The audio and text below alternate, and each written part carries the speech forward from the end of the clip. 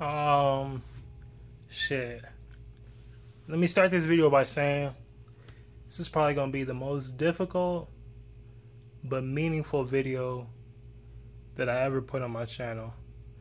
Like this is something that I held as close as possible to myself, and that only a few people in the world really know what's going on, what's been going on in my life, and what's going on with me currently.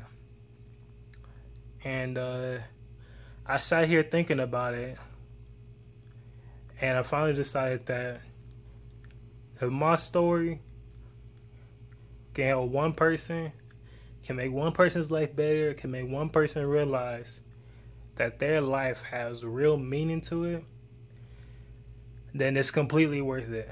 It's completely worth me spilling my secrets, because my secrets honestly don't mean nothing to me anymore. Like, at this point in my life, I lived through my shit and I've gotten past my demons. And the demons that I've gotten past are holding anybody else back. Maybe my words can inspire them to get past their demons too. So I think the best way to start this is to explain the title first and foremost. My life in relation to depression and suicide.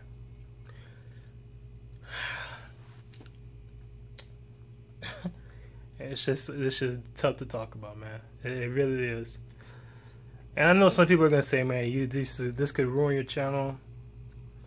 But like I said, man, if this helps one person out, and fuck it, it's all worth it. So recently, I received a letter from the Army. As you guys know, I was trying to enlist.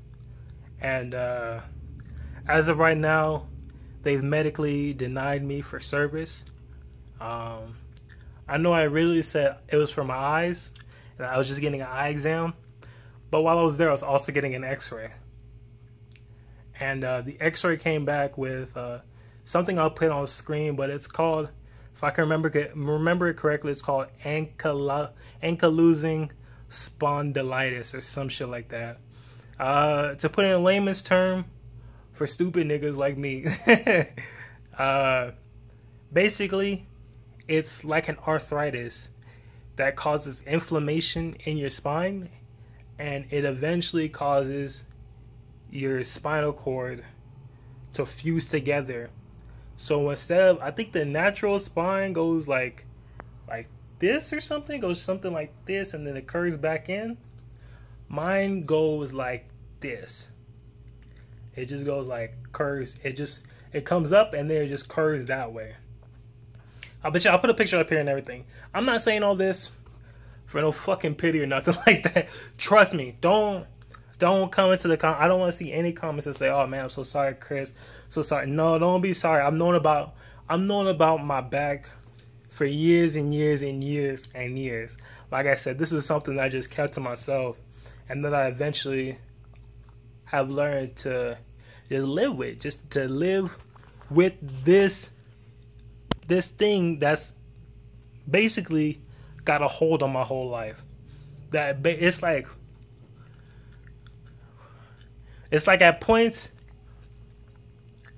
I feel like I can move forward, and then there's this thing that just drops me down or pushes me back a few steps. And well, let's start from the beginning. Let's start way back from the beginning. Let's start, because when this shit really started to onset, this is, if you don't know, or if the picture I put up doesn't explain it properly, this is a genetic disease. So I don't know, I don't think it's my mom's side, because none of my sisters have it. It's just me. So it's probably the bitch ass nigga that's my dad. It's on his side. So it really started to onset around the time when I was about 8 or 9 years old. And I gotta tell you, it was tough. It was really tough. Like, there was all the way up until, oh man, I was like 18, 19. There would be mornings where I just couldn't even get up in the morning. Like, not mentally, but like I physically could not will myself to get up in the morning. Because I was in an excruciating amount of pain. Like, it was, I gotta say, it's an inflammatory disease in your spine. So there is this, I don't know how to explain it properly because I'm not exactly sure the science behind it. But from my understanding is there's something in my spine that's flaring up and it's pushing on the nerves or something in my spine, and it's causing so much fucking pain that I can't even manage to rise myself up in the morning. And this was and it was really at its worst from when I was 8 to 14. Because as you can imagine, that's around the time I started going through puberty. I started hitting my growth spurt. And this really, and I know for a fact that this really just stunted my growth spurt. Which always hurt me a lot too. And I would sit up late at nights dealing with this pain. Late at night, early in the morning, dealing with this pain, thinking to myself, what did I do? Like,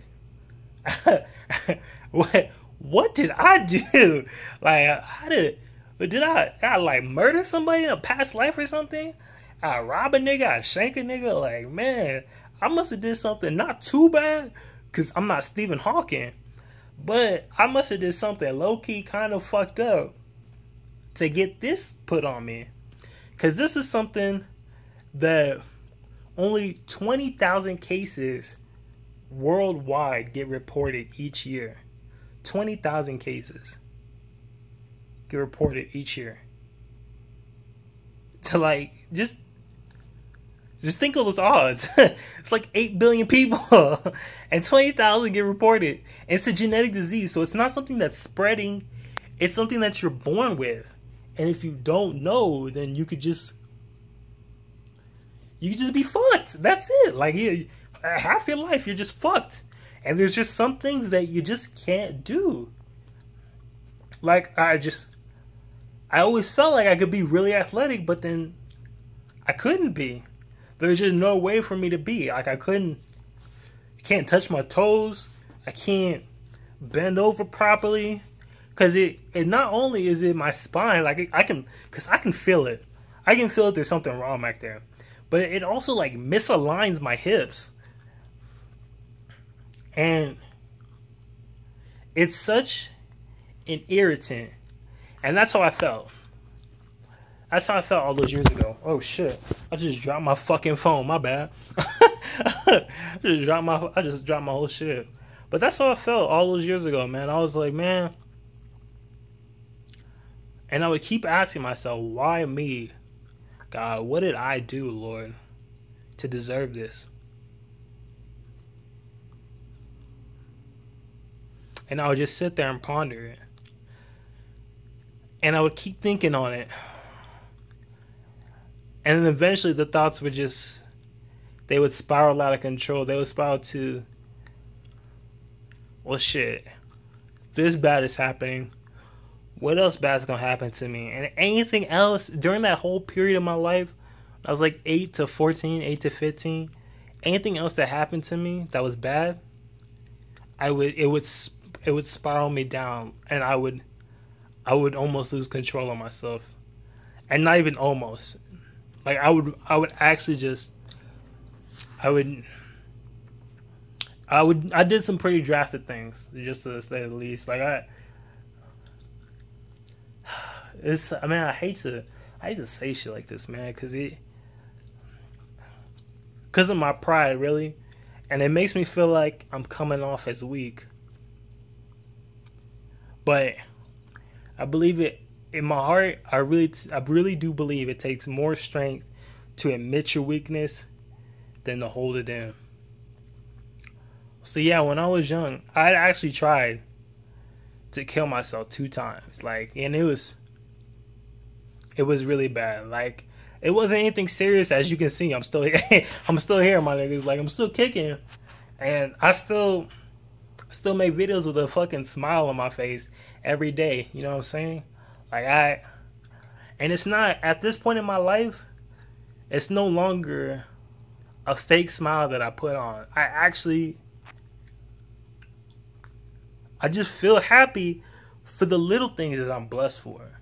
That's what this whole thing made me realize, is when I was young and I was immature, and I would always ask, why me? Why, Lord? What have I done? What did I do to deserve such a body that I can't even sleep through the night because I am writhing in pain, especially at such a young age? Like, even right now, my back hurts a little bit. It's nothing too big, but even right now, like, every once in a while, I thought, like, damn, what did I do? What did I do? But then, at this point in my life, I can remind myself that two things: life is not fair. Life is by far not fair. I don't care if you have the most money in the world, the least money in the world, an average amount of money. Nobody gets the fairest shake in this world. Everybody who has something has either earned it or was given to them because somebody else earned it. It's nothing. And sometimes it might not be fair. Sometimes you get a small loan of $1 million. Like, I wish I could be so lucky. You feel me? Give me a small loan. Give me a small loan of $1 million. You feel me? I'll make that bitch flip immediately. I'll flip that bitch into 2 companies. Fortunately, I'm just not so lucky. My cards didn't fall that way. I got a bad back and a decent brain. So, but I'm not saying this to tell you that it wasn't easy for me to get to where I am. Are you fucking serious? I'm spilling my heart out and you gonna rev your damn motorcycle? God damn, people ain't got no sense of common. Ain't got no sense of decency. For fuck's sake. But yeah, I'm not saying all this to say, there's an easy 12-step guide, or just follow these 3 simple steps and you'll get over your depression immediately. No, it does not work that. Trust me, it does not work that way. I had to battle. I had to fight. And then there was, like, I've been homeless twice before. Like, I can't stress enough. And like I said, I don't want your pity. Please don't say anything like, oh man, Chris, I feel so bad. Don't feel bad for me. Don't feel bad for me. Feel bad for the people who can't get through their depression, who still can't find any happiness in their life. Feel bad for them. They need your care and support. Because me, I found my network and I managed to build myself back up. And I managed to feel good. I managed to find some good in everything that I do. And that's how it goes. It's not gonna be easy. It's not gonna be simple. You're not gonna get over your depression in a day, a month, a week. I think I did that backwards. Hold on a second. I meant to say a day, a week, a month, a year, 2 years, 3 years. This shit is gonna take some serious time and effort. But if you're willing to stick out the tough days, make sure I'm looking into the camera. If you're willing to stick out the tough days, put your mind to it. Focus on the little things that make life just the tiniest bit better. Don't focus on the bad shit. And don't do that. Because when I got this letter from the army, you know what I could have done? I could have sat there and I could have sulked, and I could have been in my bed all day. And I could have said, fuck life. I hate everything and everybody. Why me? But you know what that's going to do? That's not going to do anything for me. So instead, I focus on the positives in my life that's going on. Still got a job. Got a semi-decent YouTube following. Shout out. There's always college. There's always other options. There's other things that can bring me fulfillment and happiness in life. And if I need to talk to somebody, there's always somebody there. There's always a shoulder that I can talk to, that I can lean on, that can make me feel better, and that can talk to me and tell me what I need to hear to make me understand that everything's gonna be okay. Like no matter how bad or how bleak it's gonna seem, everything's gonna be okay. And if you don't have anybody that can tell that to you, you're always more than welcome to DM me on Discord, Twitter, anything, and I'll be the one to tell you that everything is gonna be okay. Trust me. As long as you're willing to put the work into it, to get better, to hang through the tough times, the most horrible times, when the worst thoughts come into your head. As long as you're willing to do that, as long as you're willing to put in the work to make yourself better, you can always hit me up, and I'm always here to help you. Trust me, because I think depression is something that's horrible, and it can really, not only does it hurt you, it hurts everybody around you. And yeah, it's just like I said, I'm just, if this video gets 100, 200 dislikes and 1 like because it helped one person out, then I think it was worth it. Shit. But yeah, that's about it. I know this video was really heavy, and I'm not used to shit like that on my channel. Y'all want to see I got some snacks? Let's end it off on a lighter note. I bought myself some snacks. Call me the darkness. Alright, so over here on the snack table, we got Haribo, twin snakes, okay, sweet and sour snakes, and we got Haribo, happy cherries, feel me, nice cherry snacks. Alright, and then we got hot Cheetos, lime, and hot Cheetos regular. You feel me? So yeah, end of the story, end message here. Live your best life. Find a support network. Find people that you can lean on for help. There's somebody out there that cares about you.